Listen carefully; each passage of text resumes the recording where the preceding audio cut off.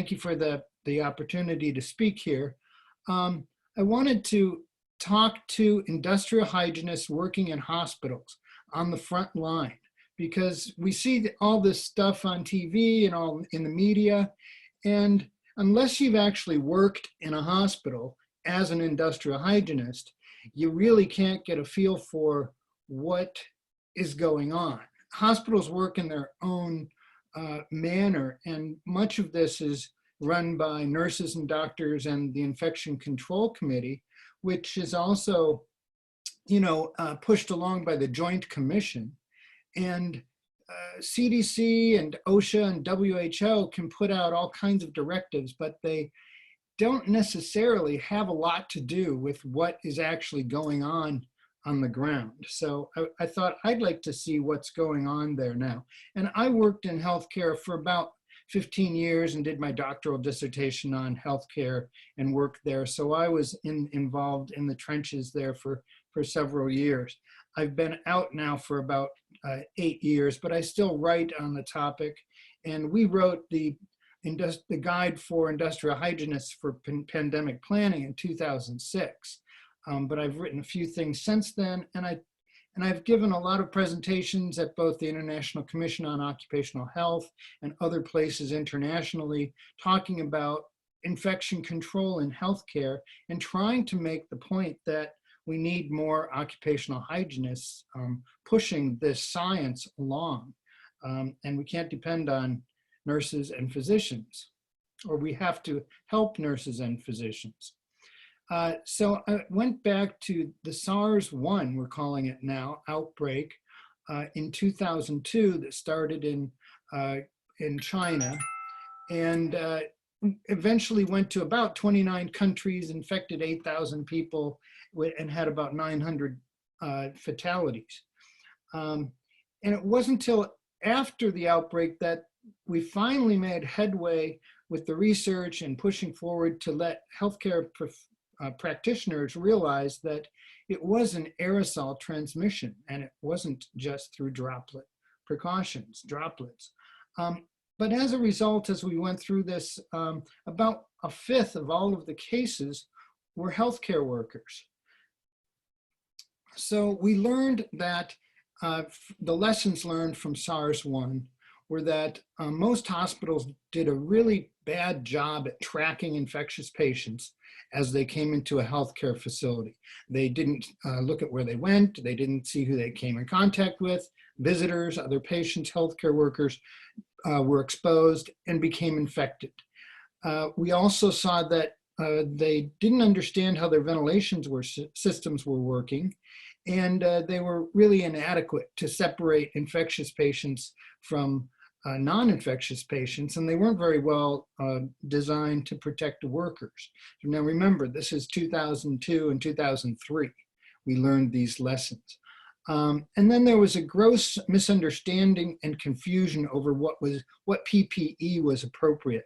And it was shortly after that outbreak, we did a session at AIHCE, and we had one of the physicians from Toronto come and speak at AIHCE about what it was like to work on the ICU in Toronto as this was unfolding. And it was really interesting to hear him talk about changing from one PPE one day to, oops, all of a sudden now today we're supposed to wear this. And the transition to what they started with to what they ended with was really great. And I think we're seeing the same thing play out today, which is part of the point of my discussion here. So the status of infectious disease, and I see some variety here, but I went back and checked some of the most recent numbers. About 9% of occupational fatalities comes from infectious disease. Himalayan had some other numbers which were about 20% just a few years ago, but I got his latest numbers and they're about 90, but it's up to about 30% in developing nations. About 25% of all hospital patients, or up to 25% that go to the hospital, get a hospital-acquired infection. And this is something that I've written about before, and it's been an issue for years, and that still happens. So here we've been having those infection rates. So having this outbreak and other patients infected to anyone working in healthcare is not surprised. We know this is really bad. 20 to 90% of healthcare workers practice proper compliance. So kind of look at the 20% there. There have been studies where they looked at the use of respirators, the use of gloves, the use of gowns, and it varies. So, maybe I've seen studies for respirator use being 50% correct. And then the last one there, 60% of people that are supposed to use respirators have been trained on fit testing and how to use a respirator. That's their annual OSHA required training. So this points to me, it's, OSHA's been a little bit lax in all of this also. OSHA is under a lot of pressure not to give hospitals violations that someone in a normal other industry would receive. If you didn't do your annual fit testing, you get a violation. OSHA does not like to give violations in these areas. So the purpose of my tiny little study here was to look at hospitals and see what they are actually doing. And this was based on in the lack of clear directives or changing directives from the CDC and WHO and other organizations. What are hospitals doing? What are they doing? They don't just look at the CDC every day. They go out and actually have to take care of patients. So I made contact with a small group of industrial hygienists working in a variety of fields. So I had 2 from labor organizations, 2 consultants that work at several different hospitals, 1 government-run hospital system, and 1 private nonprofit conglomerate, to ask them a series of questions. So I had about 23 questions and a 10 to 50-minute interviews, depending on who I was speaking to, just to answer these questions. And they talked about their facility and their role, anticipation, recognition, evaluation, controls, and then I had some specific miscellaneous questions that I wanted to find out about. So we're looking at the role of industrial hygienists, and I found that they vary dramatically between hospital systems. In some hospitals, the industrial hygienists played an integral role in emergency response, including pandemic planning. In other hospitals, their roles were much less defined, and they weren't called upon at all or hardly ever. And some hospitals only hire industrial hygienists when they are deemed necessary and when they can be afforded. So it varies across the board about where industrial hygienists are called upon in healthcare systems. So for anticipation, I just had some questions about whether they were tracking or trending patients as they came into hospitals. And we do see some of this on television. We see them lining up. We hear stories about how nurses have been exposed by asymptomatic patients. And we find that they don't do a very good job segregating patients. And from what I could gather, they were most of the hospitals were in some type of response stage. So they started in one stage, segregating patients, and then they have adjusted as they've gone along. To the point where some hospitals have created COVID wards where possible. And the entire floor or wing might be on a separate ventilation system, and they're allowing people to go into that ward with their PPE and see a number of patients without having to change their PPE. But some hospitals are still stuck having nurses going in each room and putting PPE on, and as they come out, they have to take it off and then do whatever they do at the nursing station, and then go to a different patient's room and don their PPE again. And then when they come out, take it off.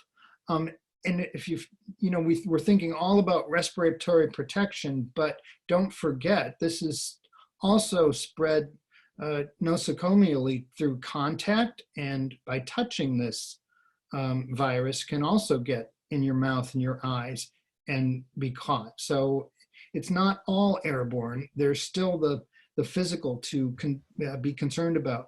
And I have a real fear that nurses and physicians have not been adequately trained on how to doff their gear without cross-contaminating themselves. And there's going to be a considerable source of exposure through that, that pathway and route. Hospitals now, you see, are at least putting bandanas or surgical masks over patients' faces as they enter the rooms or enter the hospital. For evaluation, and I'm looking at evaluation from just an environmental standpoint.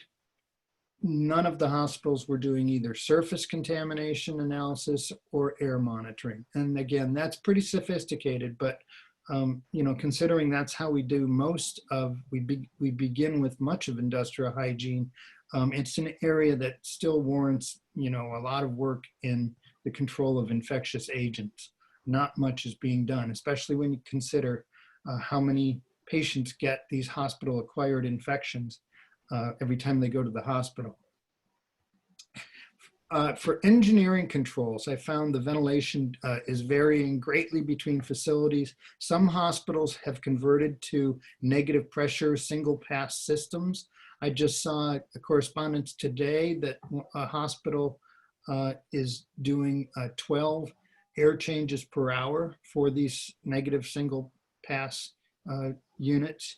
And some have isolated entire wings. And then we've seen some come out from NIOSH where they're putting bed hoods over the beds for local exhaust. And they've built these devices. If you haven't seen those, you can look for those online. You know, it's a little bit too late as far as I'm concerned. Why are we thinking about this now during the pandemic? I mean, it's better than not at all, but we could have been designing you know, units with that in mind all along. Only one hospital was using germicidal UV radiation, either in their ventilation systems or in environmental cleaning. And none of the hospitals were using fumigation. The IHs I interviewed, none were aware of administrative controls for healthcare workers, such as using alternative housing or special testing beyond what the state required for employees or for infected patients. And no one had data about the status of employee fit testing at the start of the pandemic. One hospital said they think they were at 100% fit testing. Another said it would be probably pretty accurate to say 70%. In my experience, good hospitals are at about 60 or 70%.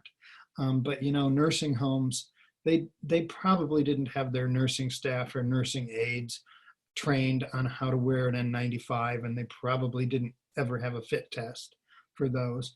One hospital reported doing fit testing and training at the beginning of the pandemic as it unfolded, and they're continuing that training as needed, which is never a great idea to be doing fit testing training when there's an outbreak. The labor organizations that I spoke to said they felt that fit testing compliance in some hospitals was probably as low as 40% in hearing from their members that were working in the field. Some PPE hospitals told their workers to wear N95 for multiple shifts and extended periods greater than 12 hours. Some have workers actually take off the PPE and the N95 and store it and then save it and wear it again later in the same work shift. So this is where I'm worried about this contamination control and how can you put a contaminated N95 respirator back on without touching it and getting it on your fingers or getting it spread on your face. It's hard to understand how that's going to help control the spread of this virus. None of the hospitals were disinfecting N95 respirators yet. They were still looking at it. And of course, we all know that we have to analyze whether they still work after they do the disinfection. And then some hospitals, especially those reported by my labor organizations, were just telling workers, oh, just use surgical masks for your PPE. We've run out of N95s, just go in there with a surgical mask. So the nurses who had been trained on the value of an N95 were quite alarmed with that. My miscellaneous topics were, I wanted to know what they're doing with the waste. The answers ranged from landfill without any treatment to treatment as medical waste and incineration or autoclave, and no hospitals were using microwave treatment. The IHs interviewed said that as far as they knew, biosafety level 2 was being used for normal clinical specimens, and if they were manipulating any genetic materials as appropriate, it would be at a BSL3 lab. None of the industrial hygienists were aware of any special controls being implemented for exhaust gas from ventilators. And I started thinking about this. Every time a patient breathes, where does the exhalation go? Well, I spoke to a few respiratory therapists and a vendor this week, and it turns out that the filter of the exhaust air that comes out of a COVID patient goes through, it's basically a felt filter, and the minimum particle size that felt filter can collect is 0.3 microns. I subsequently saw another paper that I think Kevin had passed out that said that the COVID virus was between 0.6 and about 0.1 microns. No, it was 0.6 and 1 microns. So we're looking at particles that are smaller than the filters that those ventilator filtration for the exhaust can collect. So that's kind of interesting. It seems like an area where we might make improvements. So conclusion, discussion, wide range of actions being taken, which is probably what I thought. Where there's no guidance, hospitals rely on in-house capabilities and consultants. Despite the lessons learned from 2003 and over those years, we had H1N1, it's still clear that hospitals really were unprepared and underutilizing occupational hygiene as a means to protect both patients and their workers. And then I have a list of references for some of the numbers that I had in the paper. And that's my talk. Thank you.